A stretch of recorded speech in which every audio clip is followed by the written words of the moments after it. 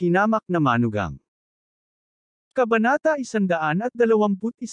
Dahil nagawa na ito ng kanyang anak, walang choice si Lewis Mingfeng kundi sabayan sila at humakbang pasulong.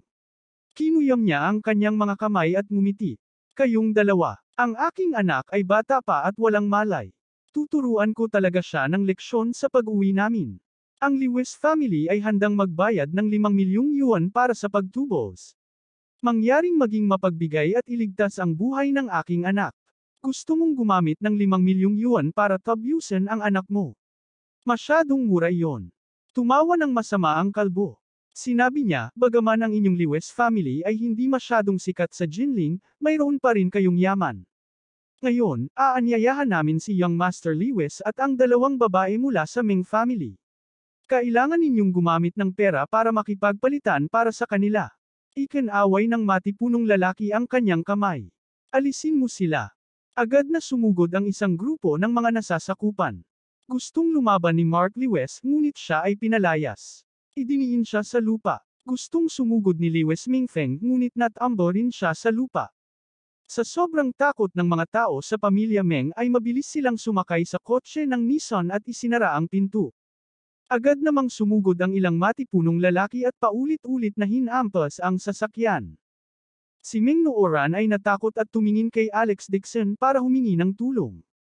Si Alex Dixon ay nakatayo sa gilid na may malamig na ekspresyon at pumikit. Si Ming Nooran ay labis na nadismaya. Paano siya matutulungan ng isang makasarili na tulad niya? Kung nandito lang ang matuwid na itim na lalaking iyon. Siguradong ililigtas niya siya. Nagmura din si Meng Minghong. Duwag. Nanginginig sa takot si Jane Lewis na nakatingin sa gilid. Masyadong mabangis ang grupong ito ng mga tulisan. Kung hihilingin niya kay Alex Dixon na umatake, siguradong mabubugbog din si Alex Dixon. Hindi kaya mapapanood lang niya ang mga tao ng Ming family na pinatay ng ganito. Sinira ng ilan sa kanila ang bintana, binuksan ang pinto, at kinaladkad palabas ang mga tao mula sa pamilya Meng. Tulong. Buong lakas na lumaban si Ming Nooran, at tumulo ang mga luha sa kanyang mukha. Gayunpaman, napakatahimik ng lugar na ito, at walang dumadaan. Kahit paminsan-minsan ay may dumadaan na isa o dalawang sasakyan, hindi maglalakas loob na huminto ang driver, sa takot na malagay siya sa gulo. Malakas na tumawa ang kalbo. After finishing this job, he said, "We will go overseas after we take the money." Sa sandaling ito, isang malamig na boses ang biglang tumunog. Dumihan mo ang sapatos ng asawa ko. Napakabigla ng boses na ito. Ang mga kidnapper ay natigilan saglit at subconsciously tumingin kay Alex Dixon. Tumabi sa kanya si Jane Lewis. Nabuhusan ng maruming tubig ang puting takong sa paa niya. Tumalsik ito nang hilahin nila ang mga taga-Ming family. Nang makita niyang si Alex Dixon na naman iyon ay agad na nagalit ang matipunong lalaki. Naikuyom niya ang kanyang mga kamao at naglakad pasulong. Gusto mo bang mamatay? Malamig na sabi ni Alex Dixon, bayaran ninyo ang sapatos ng aking asawa, at pagkatapos ay maaari na kayong umalis. Panik na sinabi ni Zhang Ermao, Master Dixon, ito ay isang pares lang ng sapatos. Ngunit hindi ka maaaring makipagtalo sa Southern Double Demons. Are you crazy? This was the first time. May nag-compensate sa atin. 2 beses nang umisi ang matipunong lalaki. Bigla niyang napansin si Jane Lewis at agad na nagningning ang mga mata nito habang nakatitig sa mukha nito.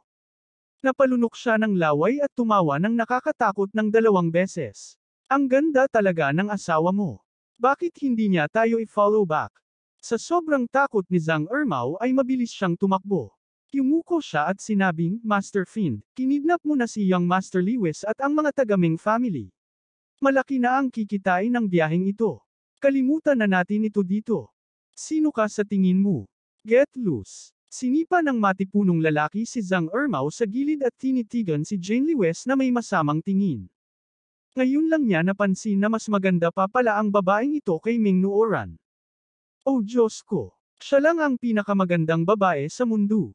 Bahagyang nagbago ang ekspresyon ni Jane Lewis at malamig na sinabi, ano ang gusto mong gawin?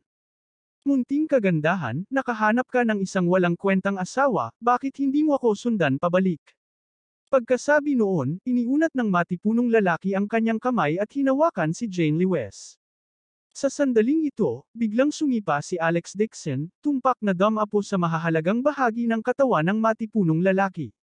Ang matipunong lalaki ay agad na nagpakawala ng isang malungkot na sigaw.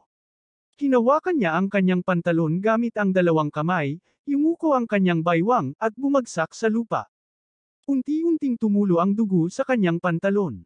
Sa sobrang sakit ng naramdaman ng matipunong lalaki ay muntik na siyang mawala ng malay. Malungkot siyang napaungol, kuya. Nasira ang mga testicle ko.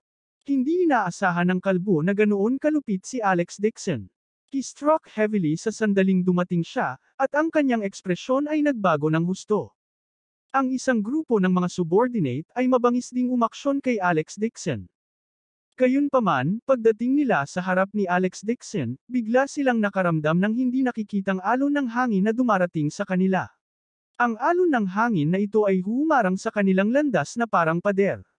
Hindi sila makamove forward sa lahat. Kinailangan nilang umatras ng isang hakbang at tumangalas sa takot. Si Jane Lee West, na nakatayo sa tabi ni Alex Dixon, ay nakaramdam na lamang ng malamig na hangin na dumaan sa kanya. Wala siyang alam. Si Alex Dixon ay walang malasakit. Sabihin mo sa manager mo na kausapin ako. Bahagyang nagbago ang ekspresyon ng kalbo. Nagtataka siyang tumingin kay Alex Dixon. Maaaring hindi ito napansin ng iba, ngunit isa rin siyang magsasaka. Ramdam na ramdam niya kung ano yon. Ito ay isang walang katulad na malakas na panloob na puwersa na totoong chi. Tanging mga martial artist na hindi bababa sa 60 taong gulang o higit pa ang magkakaroon ng ganitong uri ng chi wave. Gayunpaman, nasa 20s pa lang ang binata sa kanyang harapan. Hindi niya inaasahan iyon. Siya ay isang invisible expert. Kung nakipag-away siya sa kanya, malamang na makakalaban lang siya hanggang sa tabla. Tinitimbang ng kalbong lalaki ang mga kalamangan at kahinaan sa kanyang puso sa loob ng ilang segundo. Alam niyang magulo ang taong ito. Ikinumpas niya ang kanyang kamay at inutusan ang kanyang mga nasasakupan na umatras. Malungkot na mukha, naglakad siya paarap at sinabing, "Itong kapatid, ako, pangalawang kapatid na lang ang nagdala nito sa sarili ko. Hayaan mo na siya. Hindi tayo makikialam sa gawain ng isa't isa. Aalis tayo agad." Si Mark Lee West at ang kanyang anak, na inihatid sa gilid, ay nagtaas ng kanilang mga ulo sa pagtataka. Hinala nila na mali ang pagkarinig nila sa kanya. Ang kalbong lalaki ay ang amo ng Southern Double Demons. Napakabangis niya. Paano siya magiging magalang kay Alex Dixon ngayon?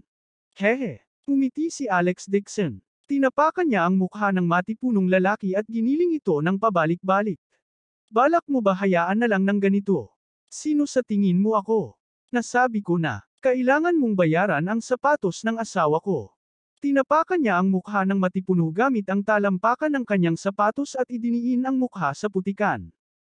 Ang graba sa lupa ay gumuhit ng ilang madugong linya sa mukha ng matipunong lalaki. Tiniis niya ang sakit at sumigaw, "Kuya!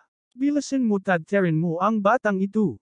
Nakita niya si Alex Dixon na tinatapakan ang mukha ng kanyang nakababatang kapatid at sinasadyang iniinsulto.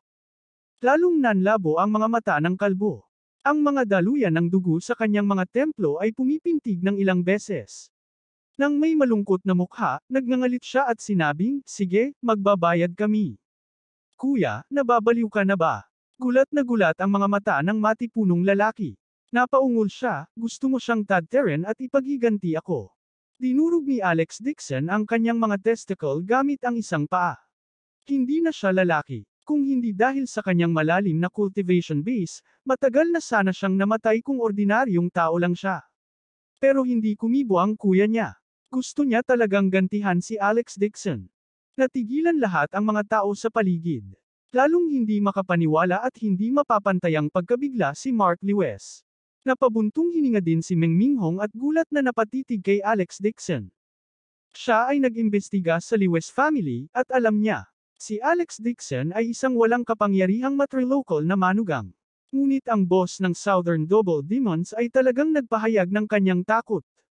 Inutusan ng kalbo ang kanyang nakababatang kapatid na maglabas ng isang kahon mula sa kotse at buksan ito sa harap ni Alex Dixon.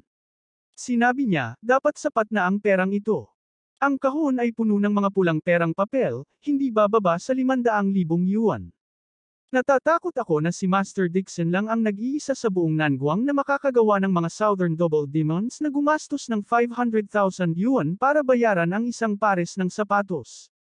Natigilan si Zhang Ermao. Napatingin si Alex Dixon sa kahon at sinabing, hindi sapat. Kabanata 122. Magkano ang gusto mo? Kinagat ng kalbo ang kanyang mga ngipin at pinigilan ang kanyang galit. Nag-isip sandali si Alex Dixon at ngumiti. Bigyan mo muna ako ng 1 bilyong yuan. Magkano? Hindi makapaniwala ang kalbo sa kanyang pandinig. 1 bilyon. Ang matipunong lalaki ay sumigaw ng baliw, nababaliw ka ba? Ang isang pares ng sapatos ay nagkakahalaga ng 1 bilyon. Malungkot ang mga mata ng kalbo, at ngumisi, hindi ko talaga inaasahan na mangikil ka sa amin, Southern Double Demons. Gusto mo bang samantalahin kami?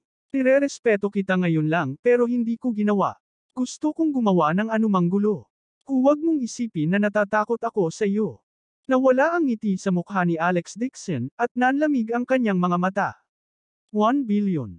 Hindi ako nagbibiro sa iyo. Kung wala kang pera, lumuhad ka sa lupa at dilaan mo ng malinis ang sapatos ng asawa ko. Biglang tumawa ang kalbo at umiling habang pumapalakpak. Pinaplano kong buhayin ka, ngunit pinilit mong ligawan si kamatayan. Kung gayon, huwag mo akong sisihin sa pagiging walang galang. Sa sandaling sinabi niya ang mga salitang iyon, lahat ay nakaramdam ng pagkalabo sa harap ng kanilang mga mata. Naging anino ang anyo ng kalbo at binato niya ng suntok ang mukha ni Alex Dixon. Kasunod ng suntok ng kalbong lalaki, isang alon ng hangin ang nalikha kung saan siya ang sentro, kaya napilitan ang mga tao sa paligid na umatras. At kung saan man dumaan ang kanyang kamao hangin, ang ulan ay naging singaw. Ang lakas ng loob, mukhang may mamamatay dito ngayon. Nagulat si Zhang Ermao. Tumalikod siya at nagtago sa ilalim ng sasakyan. Sa sobrang takot ni Meng Nooran ay napabuntong hininga siya at labis na kinabahan. Si Mark Lewis, na nakaluhod sa lupa, ay may malamig na ngiti sa kanyang mukha. Hindi alam ni Alex Dixon ang kalawakan ng langit at lupa. Siguradong mapapatay siya sa isang suntok. Blanko ang isip ni Jane Lewis. Walang iniisip, bigla siyang sumugod sa harap ni Alex Dixon at pumikit. Nagkaroon ng katahimikan sa paligid. Nanginginig si Jane Lewis ngunit hindi niya naramdaman ang pagtama ng kamao sa katawan niya. Hindi niya maiwasang imulat ang kanyang mga mata ngunit natigilan siya. Talagang tumalon ulit si Alex Dixon sa harapan niya at ginamit pa ang isang kamay para saluhin ang kamao ng kalbo. Natigilan si Jane Lewis. Paano siya nakapunta sa harap ko? At sa totoo lang wala siyang naramdaman. Hindi makapaniwalang mabilis ang mga galaw ni Alex Dixon. Asawa, ang pagprotekta sa isang babae ay pananagutan ng isang lalaki. Napalingon si Alex Dixon at ngumiti sa kanya, nadama niya ang kanyang puso.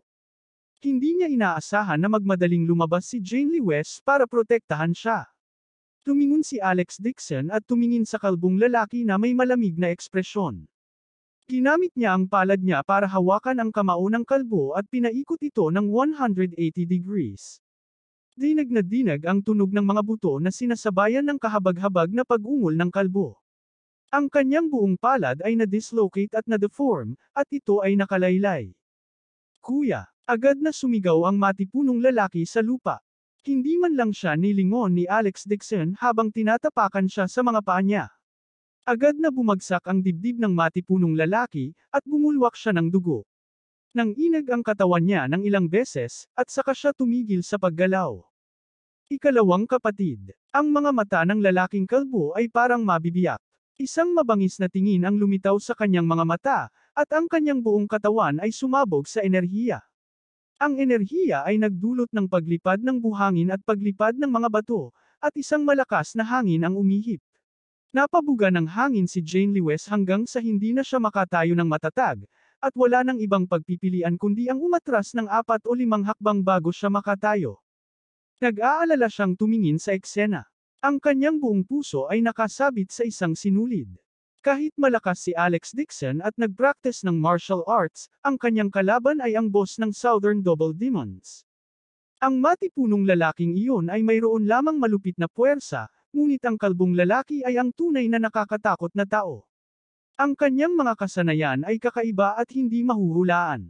Ang kanang kamay ng kalbo ay bumuo ng isang kuko ng agila, na lumilikha ng isang serye ng mga after images sa hangin, na nag-iiwan ng 12 ng mga after images sa hangin.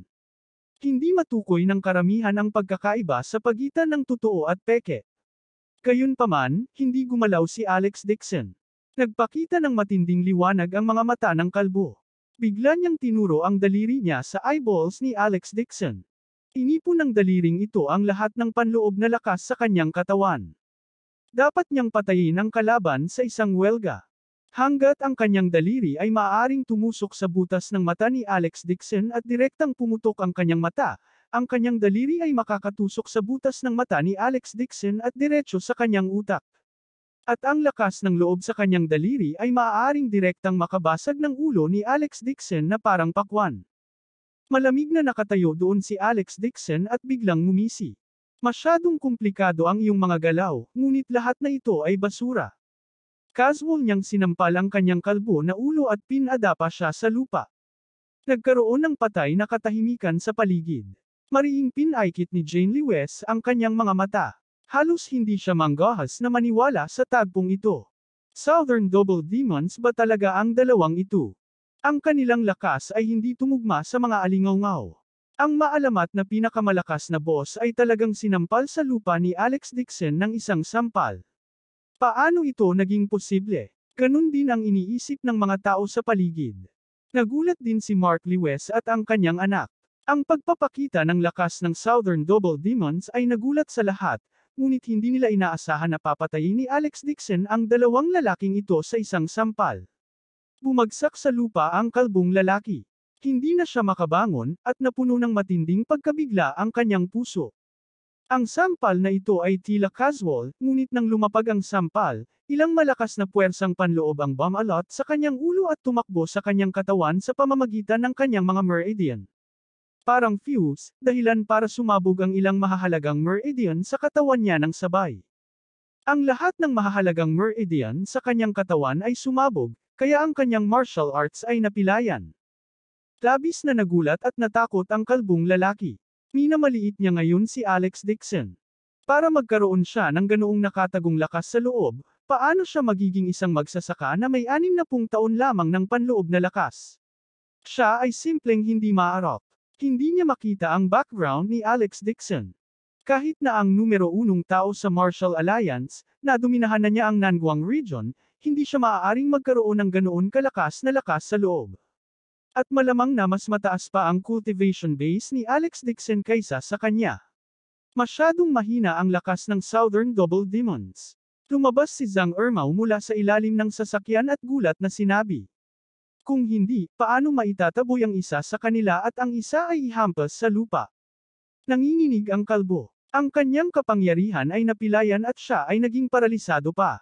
Kahit sino sa kanila ay maaaring pumatay sa kanya. Sa kanyang pagkabigla, ang kalbong lalaki ay sumigaw ng ligaw, Mr. Dixon, nagkamali ako. Nakikiusap ako na iligtas mo ang aking buhay. Ako ang nakadumi ng sapatos ng iyong asawa. Karapat-dapat akong mamatay. Handa akong dilaan ang sapatos ng iyong asawa, sapatos, mangyaring iligtas ang aking buhay. Habang nagsasalita siya, talagang itinukod niya ang sarili at gumapang patungo kay Jane Lewis sa isang malungkot na estado. Umalis ka. Huwag kang lalapit. Nakaramdam ng pagkasuklam si Jane Lewis at agad na napaatras ng ilang hakbang. Napaungol ang kalbo, Mr. Dixon, bulag ako. Naglakas loob talaga akong mangkidnap ng mga tao sa Lewis family. Hahayaan ko na sila. Napatulala ang grupo ng mga kabataan, at nang bumalik sila sa kanilang katinoan, mabilis nilang binitawan ang kanilang mga kamay. Agad namang hinayla ni Meng Minghong si Meng Nooran at nagtago sa likod ng sasakyan ni Alex Dixon. Tanging ang lugar na iyon ang pinakaligtas. Mabilis ding tumayo si Mark Lewis at ang kanyang anak na nakaluhod sa lupa. Malumanay na sabi ni Alex Dixon, walang kinalaman sa akin kung sino ang kinidnap mo. Umatake lang ako dahil dinumihan mo ang sapatos ng asawa ko. Natigilan si Meng Nooran at nakaramdam ng pagkadismaya sa kanyang puso. Naisip niya na si Alex Dixon ang kumilos ng buong tapang para sa hustisya ang tumulong sa kanya. Oo, tumango ang kalbo na parang pamapalo ng bawang at umiyak, nakikiusap ako na iligtas mo ang aking buhay. Malamig nang umisi si Alex Dixon. Akala mo bang basura ka na papalampasin ko na madumihan mo ang sapatos ng asawa ko? Damn it! Puno ng takot ang mukha ng kalbo. Katabi niya ang bangkay ni second brother. Dumaloy ang dumi ng dugo kung saan-saan sa ulan. Muntik nang ma-flat ang sternum ng pangalawang kapatid sa paa ni Alex Dixon. Bigla siyang tumalikod at napaungol kay Mark Lewis, "Young Master Lewis, Mr. Dixon is the son-in-law of your Lewis family. Please, on account of me working for you. Please forgive me, please spare my life." Natigilan ang mga tao at napatingin kay Mark Lewis. Kabanata 123. Sandaling natigilan si Mark Lewis. Bakas ang gulat sa mukha niya. Galit na sabi niya, "Humihingi ka ng awa. Pumunta ka at hanapin mo si Alex Dixon." Matagal na siyang natiwalag sa Lewis family. Hindi na siya miyembro ng Lewis family. Wala itong kinalaman sa ako. Mark Lewis, kakasabi lang ba niya na may gagawin siya para sa iyo? Agad na bumalik sa katinoan si Ming Nooran at tinitigan si Mark Lewis gamit ang maningning na mga mata. Napailing si Mark Lewis sa gulat. "Nooran, hindi ko talaga siya kilala. Gusto niyang humingi ako ng awa para sa kanya." Kawawa naman ang kalbo. "Young Master Lewis," napaungol siya. "Ikaw ang nakakita sa amin na magkapatid at nagbayad sa amin ng 10 milyong yuan para pumunta dito. Ngayong ang pangalawang kapatid ay patay na, kailangan mo akong iligtas. Hindi mo ako maiiwan at hindi pwedeng wala kang pakialam sa akin." Naging matigas ang mga mata ni Meng Minghong at galit na nagtanong, "Mark Lewis, ano ang nangyayari? Mark, kilala mo ba ang Southern Double Demons?" Nagulat din si Lewis Mingfeng at hindi makapaniwala. Umiti si Alex Dixon at sinabi sa kalbo, "Sabihin mo sa akin ang lahat ng nalalaman mo, at ililigtas ko ang iyong buhay." "Hindi ko alam." Natarante si Mark Lewis at sumigaw, "Huwag kang makinig sa kalokohan niya. Alex Dixon was trying to frame me. Dad, trust me." Pagkasabi noon ay agad siyang pumulot ng laryo at mabilis na naglakad papunta sa gilid ng kalbo. Mariin niyang hinampas ang laryo sa ulo ng kalbo. Palihim siyang tinignan ni Alex Dixon. Tumango si Zhang Ermao at agad na sumugod. Inihagis niya si Mark Lewis sa lupa, hinawakan ang ledrilyo, at binasag ito sa ulo ng kalbo. Nagpakawala ng malungkot na sigaw si Mark Lewis at bumagsak sa lupa na duguan ang ulo. "Mark Lewis, iniligtas ni Mr. Dixon ang buhay ko. Gusto mo talaga akong patayin para patahimikin ako?" Ang kalbong lalaki ay umatungal sa galit, humihingal at napaungol. "Good. Sige, sasabihin ko sa iyo ang lahat." Sa sandaling ito, tila may napagtanto si Lewis Mingfeng. Agad siyang naglakad pasulong at sinabi sa malalim na boses, "Delikado ang lugar na ito. Lahat, umalis na kayo dali. Mananatili ako sa likod para harapin ang mga kalalabasan." Pagkasabi noon ay sinaway siya ng kalbo, "Tumahimik ka. Stop talking nonsense to confuse the public." Umisi si Meng Minghong at naglakad sa harap ni Lewis Mingfeng para harangan siya. "Lewis Mingfeng, tinutulungan mo ba ang iyong anak na magtago ngayon? Wala kang lakas ng loob na ipaalam sa amin ang totoo. You misunderstood. Natatakot akong dumating ang mga magnanakaw at mga reinforcement. Nag-aalala ako sa kaligtasan mo. Umalis ka nga." Mabangis na saway ni Meng Minghong, malamig ang mukha. Malamig nang umiti si Alex Dixon. Ibinaba niya ang kanyang ulo at inutusan ang kalbo, "Magsalita ka." Upang mabuhay, mabilis na tumango ang kalbo at nagbigay ng paliwanag. Bago niya matapos ang pakikinig, galit na galit si Lewis Mingfeng kaya nahimete siya. Malamig din ang mukha ni Meng Minghong, at kitang-kita sa kanyang ekspresyon na hindi niya ito gusto. Galit na ikinuyom ni Jane Lewis ang kanyang mga kamao at napuno ng pangungutya ang kanyang mga mata. Tanging ang ekspresyon ni Alex Dixon ay walang pakialam. Dahil matagal na niyang napagtanto na ang Southern Double Demons ay espesyal na inimbitahan ni Mark Lewis para makipaglaro sa kanya. Kung hindi, sa bangis ng Southern Double Demons at sa matigas na kakayahan ng katawan ng pangalawang kapatid, maging ang pinto ng sasakyan ay madaling ma-deform. Gayunpaman, si Mark Lewis ay isang piraso lamang ng basura, at siya ay nagdusa lamang ng mga minor na pinsala. Hindi naman nasira ang kanyang mga kalamnan at buto. Ito ay napansin ni Alex Dixon. Bagamat si Mark Lewis ay binugbog ng husto upang iligtas si Meng Nooran, talagang hindi siya nasaktan. Southern Double Demons ay nagtatago sa Jinling, nagpapagaling mula sa kanyang mga pinsala. Natagpuan sila ni Mark Lewis at gumamit ng 10 milyong yuan upang bilhin ang mga ito. Hinayaan niya silang dalawa na maging masamang tao, at siya ang magiging bayani upang iligtas ang kagandahan. Ang nilalaman ng palabas ay nagkunwari silang kinidnap si Meng Nooran, at humakbang si Mark Lewis at iniligtas silang dalawa. Sa huli, gusto talaga ng Southern Double Demons na gumawa ng isang bagay na labag sa batas, at gusto nilang gumawa ng isang bagay na malaki sa huling minuto. Binalak nilang kunin ang 10 milyong reward mula kay Mark Lewis at sabay-sabay na kidnapin si Meng Nooran at Mark Lewis. Gusto nilang mangikil ng 300 milyon para sa ransom, kaya kinuha nila ang pera at nagtago sa ibang bansa. Pareho silang may lihim na motibo, ngunit hindi nila inaasahang magkikita sila ni Alex Dixon sa daan. Isang walang kamali-mali na palabas ang nalantad ng ganoon. Malamig na sumangot si Meng Minghong at sarkastikong sinabi, "Lewis Ming Feng, hindi mo tinuruan talaga ang anak mo na maging isang mabuting anak." Napakasama ng ekspresyon ni Lewis Ming Feng. Lalo siyang nagalit. Ang kanyang anak ay talagang nag-ayos ng ganoong malaking bagay ng pribado. Hindi niya ito sinabi kahit kanino. Ngayon, tuluyan na siyang nawala. Bakit ako nagsilang ng walang kwentang anak na tulad mo? Tatay. Sinabi ni Mark Lewis na may mahabang mukha, ginawa ko ito upang iligtas ang puso ni Nooran.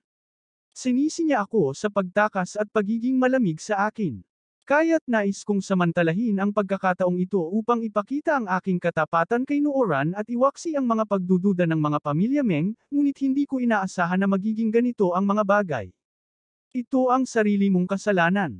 Umisi si Meng Minghong kung hindi dahil kay Alex Dixon, natatakot ako na may malaking nangyari ngayon. Galit na galit si Meng Nooran kaya namutla ang kanyang magandang mukha. Galit na sabi niya, "Walang hiya ka talaga. Tita, balik na tayo sa kapital." "Nooran, huwag kang umalis." Namanhid ang anit ni Mark Lewis at gusto niyang habulin ito. Hinarang ni Meng Minghong ang kanyang dinadaanan at malamig na sinabi, "Hindi mo na siya kailangang habulin." Ang pakikipag-ugnayan sa pagitan ng Lewis family at ng Meng family ay nakansela. Nagulat si Lewis Ming Feng at mabilis na pumunta sa harap para ngumiti ng paumanhin. "Bata lang si Mark. Bakit ka nakikipag-away sa bata?" Saglit na hindi naisip ni Mark. "Pagbalik namin, siguradong paparusahan ko siya ng matindi. Pangako hindi na niya uulitin ang pagkakamaling iyon. Ang iyong anak ay nasa 20s na, at siya ay bata pa." Umiti ng sarkastikong si Meng Minghong na parang may naisip, at sinabing, "Ang plano ng pamumuhunan ng pamilya Ming para sa Lewis family ay pansamantalang na hold din. Babalik ako sa Jing City para iulat ang bagay na ito sa dati, Master." Ang ekspresyon ng mukha ni Lewis Ming Feng ay nagbago ng husto, at malapit na siyang masira. Naglakad si Meng Nooran papunta sa gilid ni Alex Dixon, nag-alinlangan sandali, at sinabing, "Ilang kilometro pa ang layo ng lugar na ito mula sa sentro ng lungsod. Pwede ba kitang ihatid sa amin ni Tita? May bakanting upuan pa sa sasakyan." Bahagyang tumango si Alex Dixon. "Salamat," sabi ni Meng Nooran sa mahinang boses. Gusto na naman niyang umiyak. Nagmamadaling sinabi ni Mark Lewis, "Tay, tawagan mo si Lola. Kung babawiin ng pamilya Ming ang kanilang pamumuhunan sa pamilyang Lewis, ano ang mangyayari sa 40 milyong yuan na deficit ng kumpanya?" Narinig ito ni Meng Minghong at lumingon, nanunuya at sinabing, "Kaya ang taunang ulat ng pananalapi ng kumpanya na ipinakita mo sa akin ay peke. Talagang napakalaki ng deficit ng kumpanya mo. Dahil iyon ang kaso, mas hindi na kailangang isaalang-alang ang investment matter. At dito natatapos ang partnership natin sa Lewis family." Nadama ni Lewis Ming Feng ang kawalan ng pag-asa. Galit na galit siya. Sinampal niya ang mukha ni Mark Lewis. "Masyado ka nang malala." Si Mark Lewis ay sumuray-suray at bumagsak sa lupa. Napatikip siya sa mukha sa sakit at napaungol, "Dad, kung hindi dahil kay Alex Dixon, nagtagumpay sana ang plano ko. Hindi lang ako nakakuha ng puhunan, kaya ko ring gawing loyal sa akin si Nooran. Ito ay kasalanan ni Alex Dixon." Nang marinig ang walang hiyang mukha ni Mark Lewis, sinisi pa niya si Alex Dixon dito. Inihayag din ni Jane Lewis ang hitsura ng paghamak. Kahit na iniwan na niya ang Lewis family, nakaramdam pa rin siya ng hiya. Namumula ang mukha ni Lewis Ming Feng habang nakasandal sa gilid ng sasakyan at napahiga. Ang 40 milyong yuan na deficit sa account ng kumpanya ay lihim na ginamit nila ni Mark Lewis para itago sa matandang ginang. Ginamit nila ang perang ito para makabili ng bagong villa. Kabanata 124. Ngayong kinansela na ng pamilya Meng ang kanilang pamumuhunan sa Lewis family, saan sila kukuha ng pera? Higit pa rito, ang pakikipag-ugnayan ay nakansela, at ang Lewis family ay nawala ng tiwala ang pamilya Meng. Kung alam ito ng matandang ginang, hindi maiisip ang kahihinatnan nito. Nakaramdam ng labis na pagkabalisa si Lewis Mingfeng at umupo sa lusek. Hindi man lang nilingon ni Alex Dixon si Lewis Mingfeng at ang kanyang anak. Sinabi niya sa iilan sa kanila, sumakay na tayo sa kotse. Mabilis na lumapit si Zhang Ermao at binuksan ang pinto ng kotse para kay Jane Lewis. Alam na niya ngayon na napakalakas ng backer niya. Sa harap ni Alex Dixon, ang Southern Double Demons, na ang pangalan ay yumanig sa Nanguang, ay wala. Lumapit si Alex Dixon sa kalbo, sinipa siya ng kanyang binti, at malamig na sinabi, mula ngayon, mawala ka sa abot ng iyong makakaya. Bawal kang humakbang sa Nanguang sa buong buhay mo. Mr. Dixon, alam ko. Nagulat si kalbo. Patuloy siyang nakayuko sa putikan. Sabi ni Alex Dixon na may mahinang ngiti, wala ng Southern Double Demons sa mundong ito. Ako lang ang nasa Nanguang. Mr. Dixon, sikat na sikat ka sa Nanguang. Kumbinsido ako, mabilis na sabi ng kalbo. Papasok pa lang si Ming Nooran sa sasakyan nang marinig niya ang malabong salita ng dalawang tao. Agad na kumirat ang puso niya. Hindi niya pinansin at nahulog sa lupa ang puting bato sa kanyang kamay. Kukunin na sana niya ito nang mabilis na tumakbo si Zhang Ermao at kinuha ito. Akmang ipapasa na niya ito sa kanya ay bigla siyang natigilan. Bakit nasa kamay mo ang batong ito? Nang inag ang buong katawan ni Ming Nooran. Nagtatakang tanong niya, alam mo. Napakamot ng ulo si Zhang Ermao at nakangiting sinabi, ibinenta ko ang batong ito kay Mr. Dixon. Hindi niya alam kung saan niya ito nawala, ngunit bumalik siya sa akin at tinanong kung mayroon akong kaparehong bato. Sa kasamaang palad, isa lang bato sa mundong ito, at walang pangalawa. Bago niya matapos ang kanyang mga salita, ang mukha ni Ming Nooran ay puno ng pagkabigla.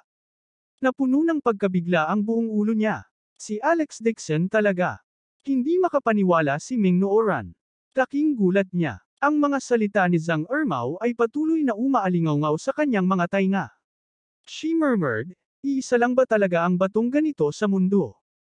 Ito lang. Sumang-ayon si Zhang Ermao, ang mga bagay na ibinibenta ko ay pawang natatangi. Kung may makakita ng pangalawa na kapareho, personal kong puputulan ang kanilang mga ulo at gagawin silang mga urinal. Talagang matagal niya itong inilihim sa akin.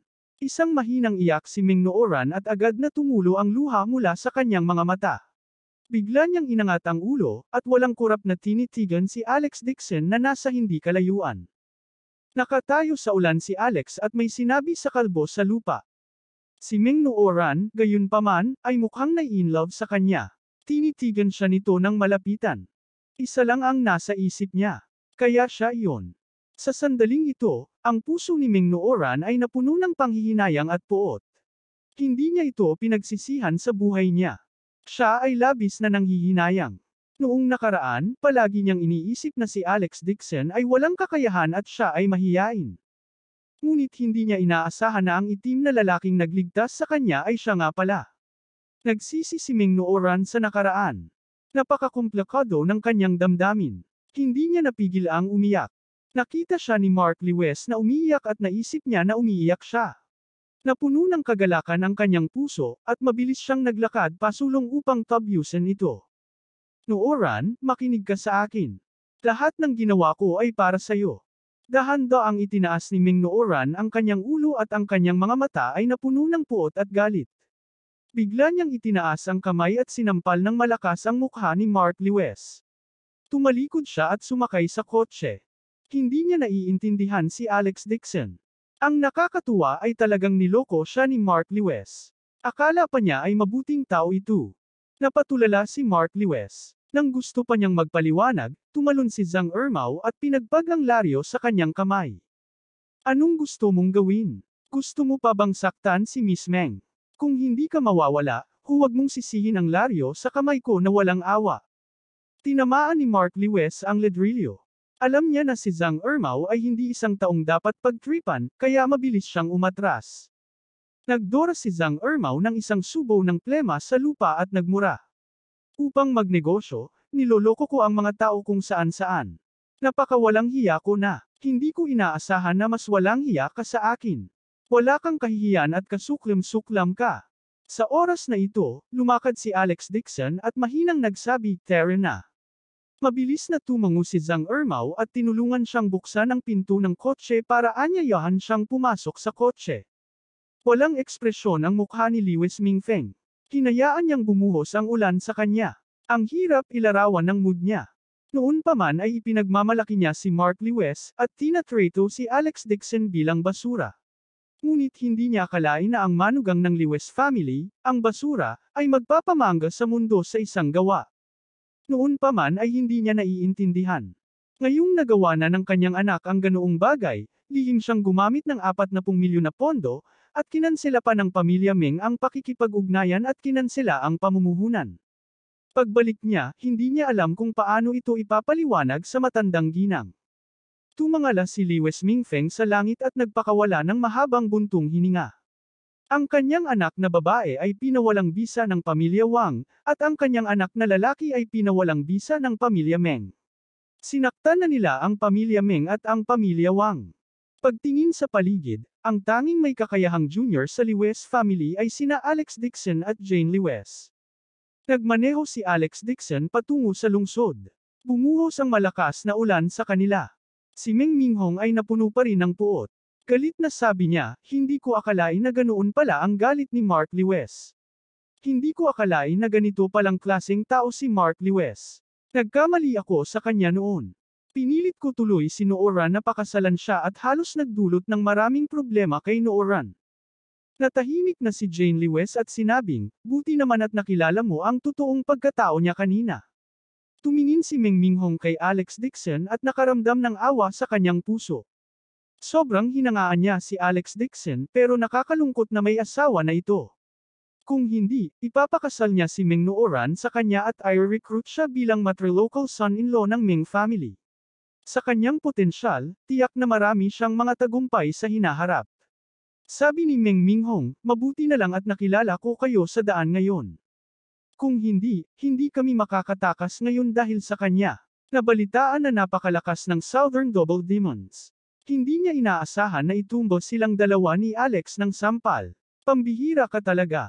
Sinabi ni Alex Dixon habang nagmamaneho, ang mga lumang pinsala ng Southern Double Demons ay nanambalik, at nagpapagaling na siya sa Jinling. Hindi na siya kasing lakas ng dati. Hindi sila ganoon kalakas. Ngayon lang, sinadya nila nakakapagtaka sa amin. Gusto nilang takutin ang lahat.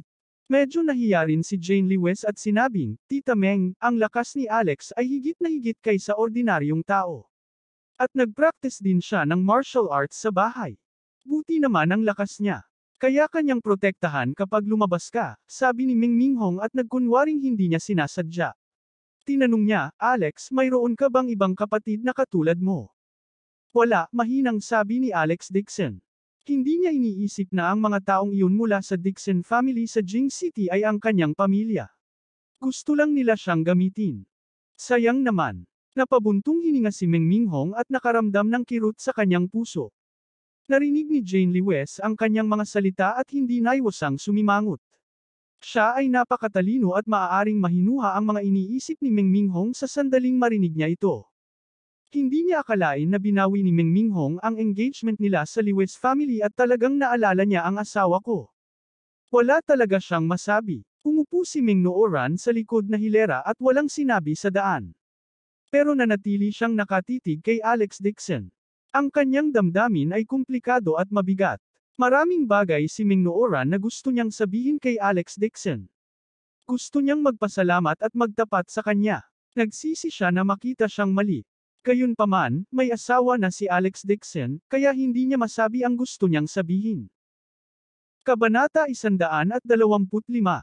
Nakatutok si Alex Dixon sa pagmamaneho. Hindi pa niya nakita si Meng Nooran.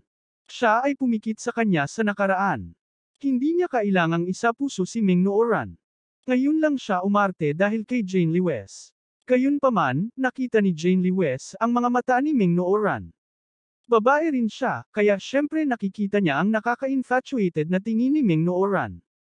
Ang magiliw na tingin ni Ming Nooran ay nakikipag-ugnayan sa kanyang asawa. Dahil dito ay hindi siya komportable sa lahat, at bakas ng selos ang lumitaw sa kanyang puso. Baka gusto talaga ng Ming family na i-poach si Alex Dixon. Gusto niyang ibigay ito ni Alex Dixon sa matrilocal son-in-law. Ngunit walang alam si Alex Dixon tungkol dito. Matapos ipadala ang dalawang lalaki mula sa pamilya Meng sa destinasyon, nagkusa siyang tulungan ang dalawang babae na makalabas ng sasakyan. Nang makababa si Ming Nooran sa sasakyan, hinawakan niya ang malaking kamay ni Alex Dixon at hindi niya maiwasang makaramdam ng gulat. Hinawakan niya ng mahigpit ang kamay niya at tumingin sa kanya. May gusto siyang sabihin pero pinigilan niya ang sarili niya.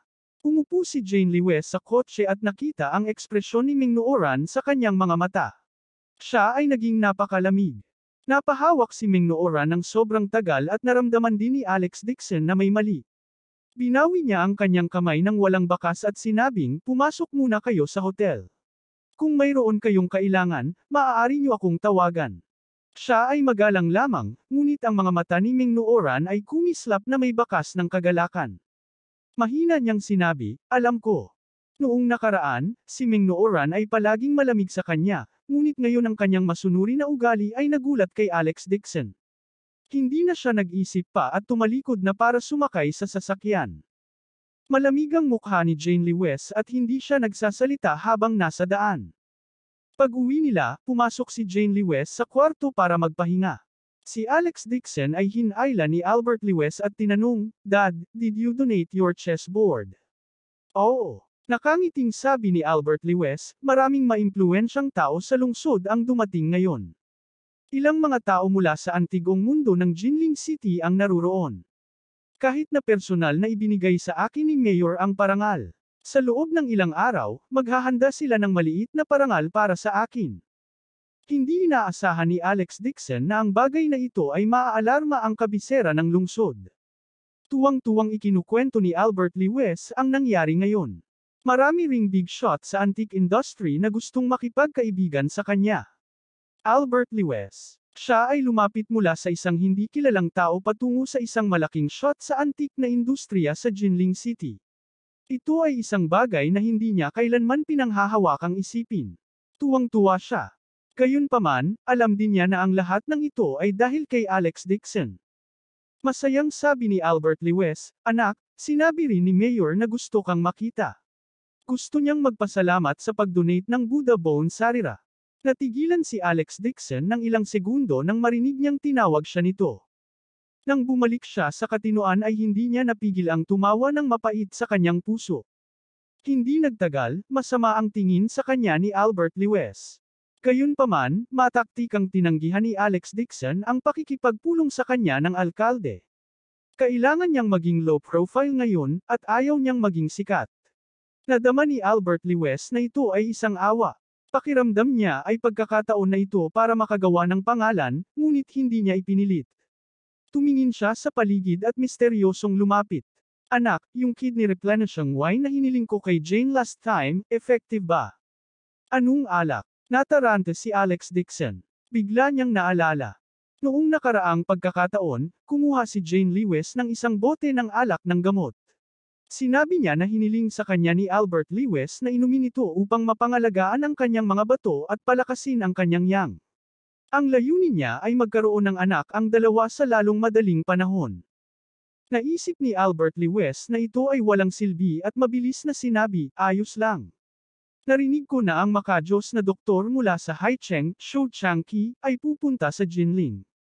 Sa loob ng 2 araw, makikita ninyo ni Jane, kung mahahanap mo siya at makita kung kailan kaya kayo magkaroon ng anak. Dad, kung magkaanak man o hindi ay walang kinalaman sa doktor." Hindi alam ni Alex Dixon kung matatawa o maiyak. Sa sobrang tagal na nila magkasama ni Jane Lewes matulog. Hindi pa sila nagkaroon ng bata. Sinabi ni Albert Lewes, ang makajos na Dr. Shou ay ang numero 1 doktor sa buong rehiyon ng Nanguang. Kailangan lang niyang maramdaman ang pulso ng pasyente kapag siya ay nakatagpo ng isang malubhang karamdaman. Kung siya ay nakatagpo ng isang pasyente na walang malubhang karamdaman, hindi na niya kailangan pang maramdaman ang pulso ng pasyente. Maaari siyang magreseta ng sa isang sulyap lang. Hindi mapagaling ng Associate Hospital Director ng 3rd Hospital ng Jinling City ang pancreatic cancer. Tumakbo siya sa CCT para humingi ng lunas kay Shou Changqi. Sa huli, 3 araw lang siyang nagpasok ng silver needles, at nawala na talaga ang cancer. Ganoon ba? Medyo interesado si Alex Dixon sa pagkakataong ito. Ang pancreatic cancer ay kilala bilang hari ng kanser. Ito ay isang lubhang nakakahamak na kanser. Ang mga pasyente ay hindi lamang dumaranas ng matinding pananakit, ngunit kahit na sila ay inoperahan, ang kanilang survival rate ay napakababa. Kahit na ang chemotherapy ay walang magawa sa mga selula ng kanser. Gayunpaman, nagawang pagalingin ni Shou Changqi ang pancreatic cancer sa pamamagitan lamang ng isang pilak na karayom. Kaya masasabi na kaya niya talaga. Sabi ni Albert Lewes, kung may pagkakataon ka, tingnan mo si Godly Dr. Shou. Kahit magreseta siya ng Race Eta para madagdagan mo ito, maganda rin. Dad, I'll try my best. Pero sikat na sikat si Godly Dr. Shou, I'm afraid it's not good to see him, half-hearted na sabi ni Alex Dixon. Natakot siya na baka hikayatin sila ni Albert Lewes na magkaanak, kaya mabilis siyang nakahanap ng dahilan at bumalik sa kwarto. Nang pumasok si Alex Dixon sa kwarto, nakita niyang nakatulog na si Jane Lewes. Nakahiga ito sa kama at nakaharap sa kanya ang likod. Naligo lang siya at nakasuot ng light purple na silk nightgown. Mukha itong napaka-tempting. Hindi napigilan ni Alex Dixon na makaramdam ng pagkahibang nang makita niya ito. Nakatutok ang tingin nito sa kanya. Ang pajama ay kasing manipis ng pakpak ng sekeda, at ang mga damit na suot niya ay nakabalangkas sa magagandang kurbo ng kanyang kwarto sa gilid. Natatakpan ng palda ang kanyang mga hita. Ang kanyang dalawang magagandang hubog na binti ay nakadikit, at ito ay napakaganda. Habang tumitingin si Alex Dixon, mas naging mainit ito. Mabilis siyang tumalikod at binuksan ang aparador para hanapin ang kumot. Ngunit nang buksan niya ang aparador ay agad siyang natigilan. Walang laman ang aparador. Nawala na talaga ang kutson na karaniwan niyang tinutulugan sa sahig. Nasaan ang kumot ko? Tumingon si Alex Dixon at nagtanong. Hindi man lang lumingon si Jane Lewes at malamig na sinabi, tinanggal ko lang ito at hinugasan. Hindi nakaimik si Alex Dixon. Pagbalik niya sa kwarto ay pumasok siya sa kwarto. Matapos ang mahabang panahon ay abala siya, talagang hinugasan niya ang kanyang higaan. Wala man lang siyang tulugan. Napabuntong hininga si Alex Dixon sa kanyang puso at sinabing, sa sofa ako matutulog. Nang matapos siyang magsalita, lumingon si Jane Lewes at mabilis na sinabing, nanonood si tatay ng mga laban ng football sa sala nitong mga nakaraang araw hanggang hating gabi. Natutulog siya sa sofa sa gabi, huwag mong sabihing gusto mong itulak ang tatay ko sa sahig para matulog. Natigilan si Alex Dixon ng ilang segundo at sinabing may mapait na ngiti, sige sa sahig ako matutulog. Sa sandaling iyon, malamig na sinabi ni Jane Lewes, napakatigas ng sahig. Hindi mo ba iniisip na napakasakit magkaroon ng mga buto? Hindi ito pinansin ni Alex Dixon, dahil dati ay nililinaw niya ang panloob na katawan. Ang kanyang mga buto at kalamnan ay ilang beses na mas malakas kaysa sa mga ordinaryong tao. Kahit na matulog siya sa sahig ng isang gabi, hindi masakit ang likod niya. It's fine. Magagawa ko ang isang gabi. Kung gayon, paano kung nakatulog ka sa gabi at gumawa ng ilang ingay sa sahig, na nakakaapekto sa aking pagtulog? Sige, uupo lang ako sa may pader at sandal sa pader para matulog, okay? No way. Kung nakatulog ka at tumama ang ulo mo, hindi lang maiistorbo ang tulog ko, hindi ko din maipaliwanag kay Dad ito. Masasabi ni Alex Dixon na naghahanap siya ng gulo. Tumangala siya kay Jane Lewes at sobrang nalilito. Nakita niyang may galit sa magandang mukha nito at nanlamig ang mga mata nito, parang may utang sa kanya. Walang pagpipilian si Alex Dixon. Sabi niya, pagkatapos ay tatayo ako. Tatayo ako sa buong gabi. Galit na galit si Jane Lewes kaya natawa siya at napamura, Alex Dixon, karapat-dapat ka talagang matulog sa sahig habang buhay. Abangan ang susunod na kabanata.